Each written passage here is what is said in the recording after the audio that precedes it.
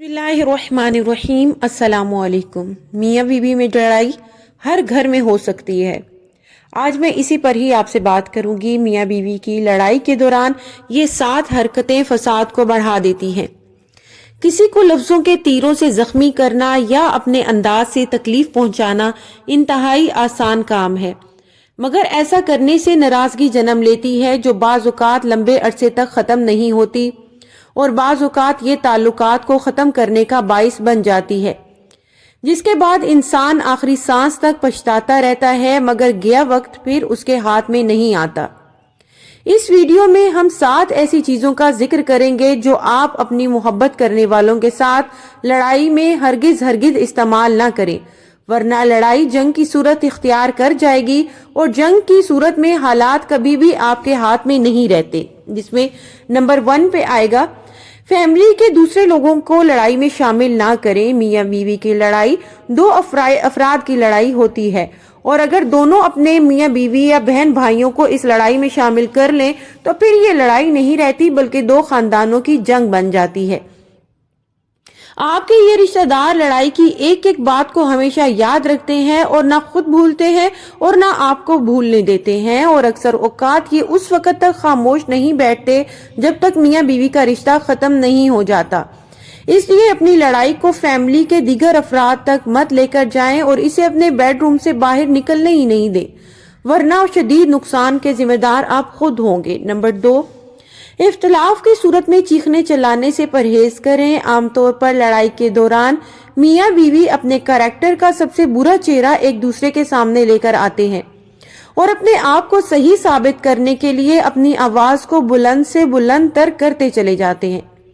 इख्तिलाफ की सूरत में कभी भी वायलेंस पर ना खुद उतरे और ना ही अपने माँ बाप को ये काम करने दें, और कोशिश करें कि गुस्से की हालत में जुबान से कोई लफ्ज ना निकले और जब तक गुस्सा ठंडा ना हो खामोश रहें। नंबर 3, पुरानी चीजों को लड़ाई में शामिल ना करें। लड़ाई की सूरत में जिस बात पर लड़ाई हो रही है, मिसाल के तौर पर अगर ट्रे गलत धोने पर लड़ाई हो रही है तो ट्रे गलत धोने के मौजू से मत हटे और पुराने किस्से लड़ाई में हरगिज शामिल ना करें, क्योंकि इससे लड़ाई बढ़ती ही चली जाएगी। जैसे लस्सी में जितना पानी डालेंगे वो बढ़ती ही चली जाती है। नंबर 4, लड़ाई में तलाक की बात हरगिज ना करें।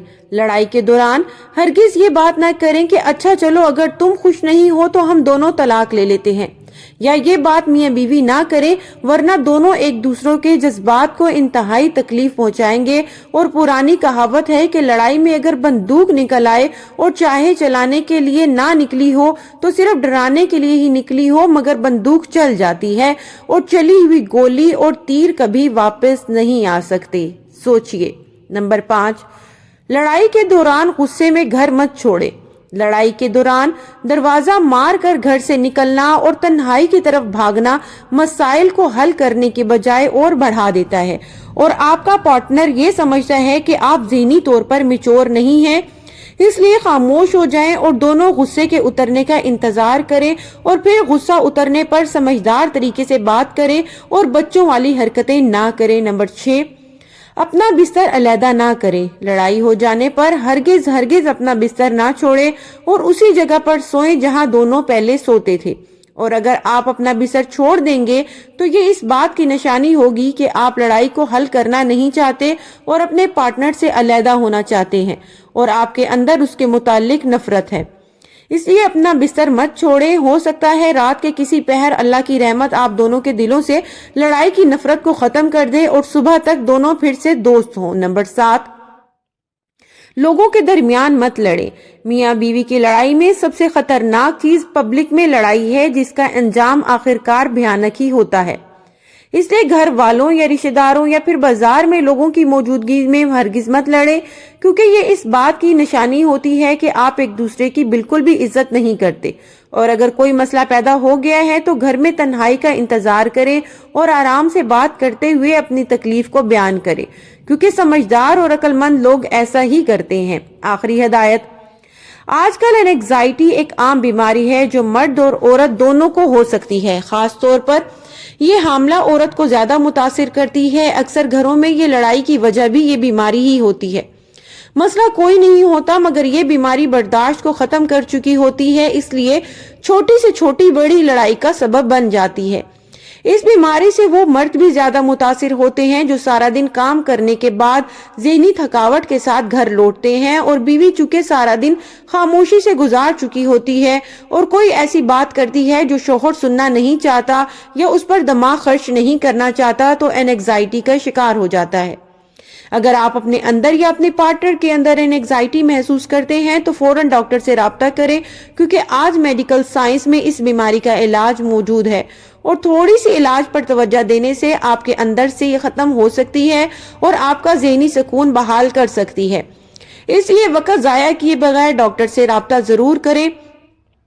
اپنے آپس کے اختلافات کی وجہ سے کبھی اپنے بچوں کی زندگی متاثر نہ ہونے دیں، ورنہ وہ ننھے منھے معصوم ساری زندگی اس اذیت کا شکار رہیں گے۔ بچے کے سامنے کبھی بھی شوہر اپنی بیوی کی برائی نہ کرے اور بیوی اپنے شوہر کی برائی نہ کرے۔